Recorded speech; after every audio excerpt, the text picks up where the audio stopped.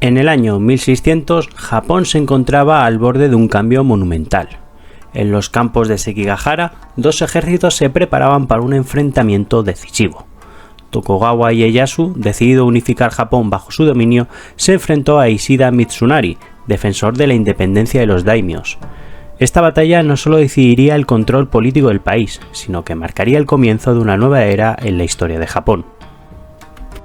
Si queremos hablar acerca de la unificación de Japón, debemos hablar de la batalla de Sekigahara.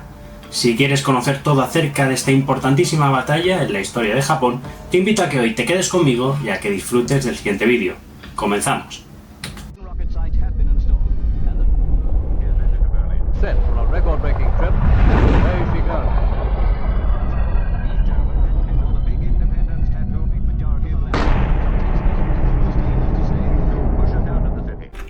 El 21 de octubre de 1600, en los campos de Sekigahara, cerca de Kioto, dos poderosos ejércitos se enfrentaron en una batalla decisiva.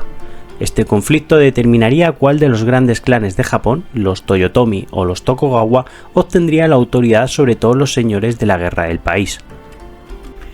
Las consecuencias de esta batalla serían profundas y marcarían el inicio del periodo Edo, también conocido como el Shogunato Tokugawa. Esta nueva era traería más de 250 años de paz casi ininterrumpida y representaría el apogeo del Japón feudal.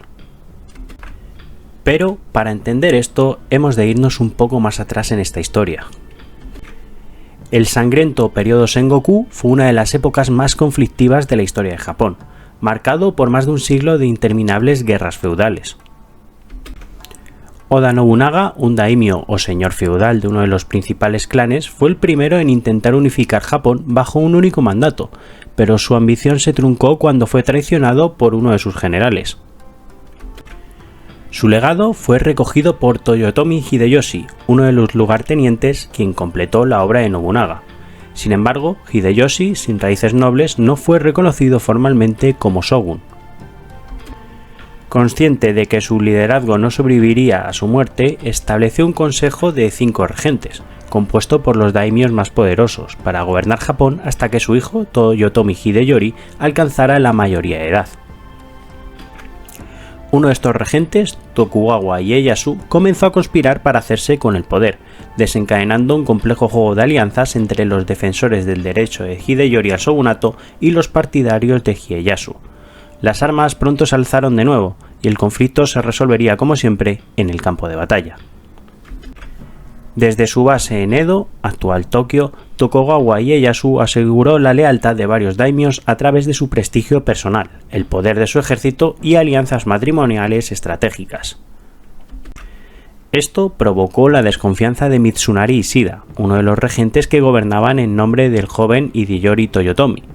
En agosto de 1599, Ishida envió a Tokugawa una carta acusándolo de acciones indignas, lo que Tokugawa interpretó como una declaración de guerra. Rápidamente, la mayoría de los daimios del país se alinearon en dos bandos, el ejército del este, liderado por Tokugawa, y el ejército del oeste, comandado por Ishida en nombre de los Toyotomi.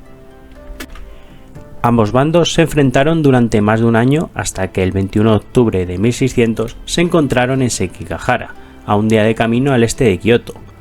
Más que de dos ejércitos, se trataba de varios contingentes al mando de distintos señores de la guerra, unidos por vínculos de lealtad y respeto tan complejos como frágiles. Al amanecer de ese día, los exploradores de Tokugawa tropezaron accidentalmente con el ejército de Ishida. Una densa niebla cubrió la zona y los combates no comenzaron hasta que se disipó. Inicialmente las condiciones parecían favorecer a Ishida, con más tropas y una aparente ventaja táctica.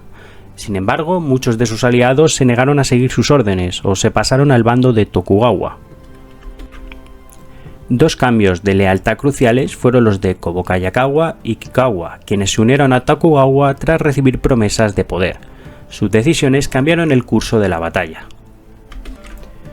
En ese momento, Kobokayakawa ordenó el ataque contra el ejército del oeste. Su cambio de lealtad influenció a otros generales, quienes también se unieron al ataque contra las tropas de Ishida.